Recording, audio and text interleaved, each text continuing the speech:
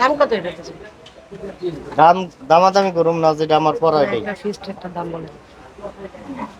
Board আমার 54 পড়া, 1,54,000। 1,54,000। হ্যাঁ, দেশাল গরু নাকি? দেশালি।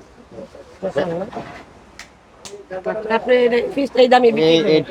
এটি এর কমে আর বেচবেন না? এখন আপনার হাতে অন্য হিসাব, কথা বুঝেন, আপনি দামাদামি করেন। আপনি একটা এটি ধরা খাইছেন, হ্যাঁ, আমার হাতে আপনার হাতে অন্য হিসাব, এটাই। পাতনের হাতে ওই হিসাবে করে আমি বলতেছি, সোজা হিসাব। হ্যাঁ। এটা হলো ভাই বোনের একটা আচ্ছা, এই কলেজে আনতে গিয়ে একটা 2 মাস আগে গরু একটা কিনছিলাম, বুঝছেন? আচ্ছা, কি হয়েছে পরে? পালছিলাম, জায়গা নাইকে পালার কষ্ট, পালা কষ্ট এবং পরে লসে বিক্রি করে ফেলছি। গরু কিনা? হ্যাঁ, গরু কিনে প্রায় 35,000 টাকা লসে বিক্রি লস হয়ে করছি। গেছে। গরু কিনছিলেন কি জন্য? কুরবানির উদ্দেশ্যে। পালার জন্য। 3 মাস পেলে কুরবানি দিব, তাই রোজার পরে কিনছিলাম। আচ্ছা তো রাখার ভেজাল, আবার যেখানে রাখছি রোজার এখানে। রোজার আগে কিনছিল। হ্যাঁ, আচ্ছা, কার কাছে কিনেছিলেন? এটা নিয়েছিলাম আপনার জমেটো ফাটি থেকে।